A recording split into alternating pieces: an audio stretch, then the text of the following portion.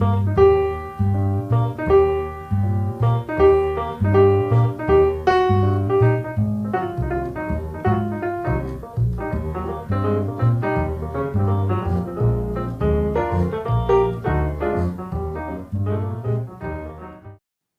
it's Clark Green from ScoutmasterCG.com. Just published podcast number 168. Lots of interesting email answers to your scouting questions. Go to ScoutmasterCG.com and make sure to listen to podcast number 168. I wanted to show you this. This is the Rayovac Sportsman LED lantern.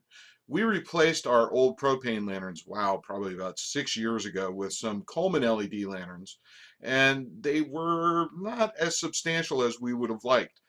So over the past 5 or 6 years, they've served us fairly well, but they've gotten broken and worn out, and so it was time for us to look for a replacement.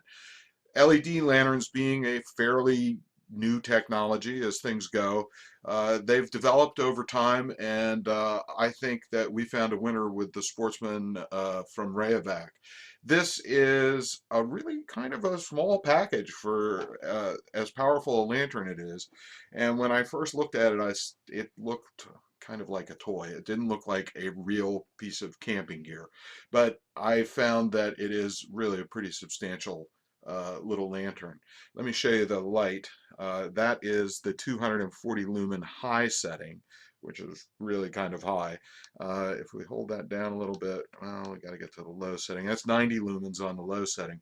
The batteries last a ridiculous amount of time. We'll probably replace the 3D cells that this uses maybe once every 3 to 5 camping trips, depending on how much it gets used. But they last for a long time. They far outlast the disposable propane canisters that our old propane lanterns used, and will create less waste, and they'll be a lot cheaper to operate. I should show you this too. If you hold this down long enough, you get the strobe, which if you're going to have a disco dance while you're camping, I guess would be helpful, but I don't know. Anyway, it's a pretty substantially built lantern. I'm not an electronic guy, but that looks pretty cool. There's pretty advanced looking LED technology there. The reflector is a pretty substantial piece of plastic, and it's milled to diffuse the light, and there's a conical reflector in there and an O-ring. These are rated to be water resistant, so I would imagine we could accidentally leave them out in the rain and we'd be okay. We probably don't want to throw them in a lake or purposefully leave them out and get them wet. The weatherproof switch seems to be a pretty solid deal. There's a little LED right up front. It's a little green LED. It's supposed to flash every 5 seconds. 1, 2, 3, 4, 5. No flash. Come on, flash guy. There we go. That tells you that the batteries are still good and may even help you locate the lantern when the lights are low. The lantern also has this hook that you can use to hang it in a tent or something like that if you prefer. And also, let's take a look at the battery compartment. There's 3 D-sized batteries in there. If there's any drawback at all to this lantern, this is it, and that is getting the darn battery compartment cover back on. Look here. See, there's a little red arrow. Let me get that just right.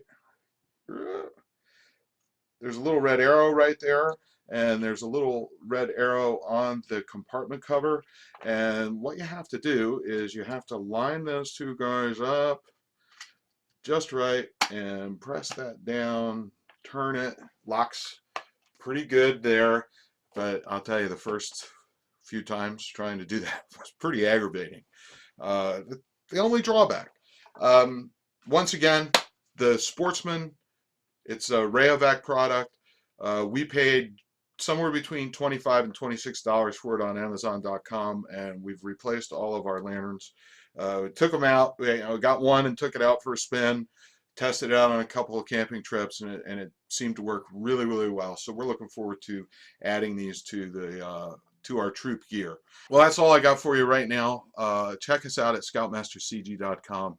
Get in touch. You can email me, Clark Green, at Clark@ScoutmasterCG.com, CLARKE at ScoutmasterCG.com. See you next time.